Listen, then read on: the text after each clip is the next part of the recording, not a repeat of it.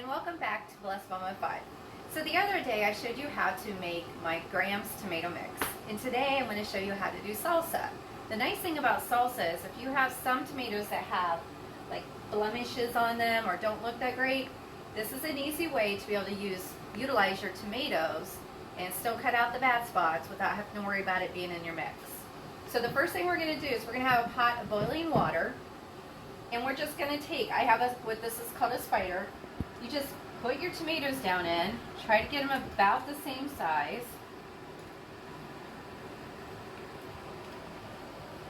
And we're going to let those come to a boil, and you'll see that the skins will start to crack. Once the skins start to crack, we're going to take them out and put them in this bowl. So if I can help my cameraman down. Let me help him down real quick. There you go. So what we're going to do is for this tomato mix, I was able to find last year at the end of the season where they had Mrs. Wages, this was marked down. So I went ahead and picked it up because it has an expiration date. It's not until like 2024. So we're good. So on this one, we're taking the easy way out. It says 51 tomatoes. Right now we have 40 of them that I've already got washed and ready to go. And then we'll take some vinegar in this mix. And this will make, I believe, 14 pints. So as these are boiling, once they're done, we're going to pull them out. And then we're going to come over here and we put them in our colander that's got ice water. And once the ice water comes out, we're just going to take our tomato. As you can see, I have like a little station set up. Pull the skins off. Don't worry, my chickens are going to love them. They love it when we can. Get all these extras. Pour it out. And then we're just going to cut them in chunks. And that's what we're going to continue to do over and over again. So we can see you back here in a minute after we get some of the bowl full, or we'll catch you at the next station, whatever my cameraman wants to do today. Okay, so we're going to continue on with our cutting of our tomatoes. I will tell you just a little side note. I know that tomatoes come on pretty thick at one time. If you don't have time for your tomatoes to process them, put them in a little Walmart bag or any kind of grocery bag. And you can put them, just make sure they're clean. You don't have to take the core out. But what you can do is you can just go ahead and stick them in your freezer. And then when you have a little bit more time, you just take out your tomatoes, put them in a bowl, and let them defrost right there in your sink. And then you can continue on with the whole process like we're doing now. And it's like you just picked your tomatoes out of your garden. Because I know that for me, everything coming out of the garden at the same time is a little bit hard. And so my tomatoes have actually been in a Walmart, Kroger, whatever bag in my refrigerator until I could get to them. And we picked these probably 4 or 5 days ago. So just remember you have an option for that too.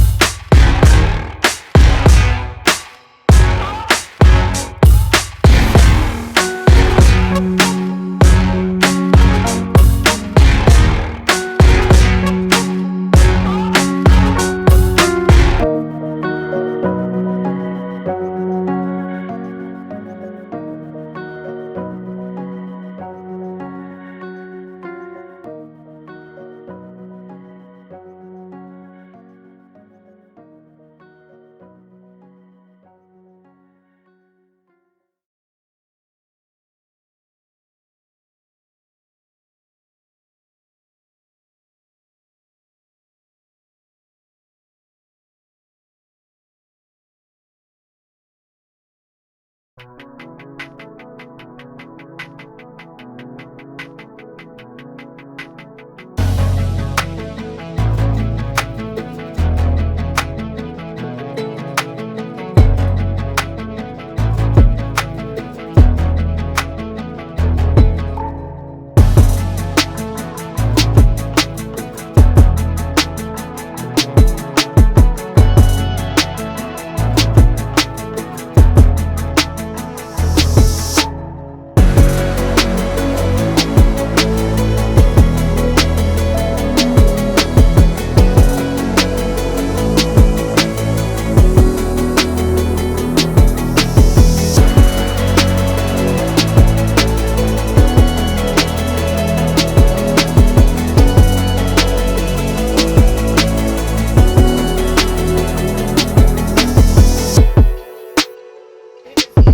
chore for the kids to help you out with.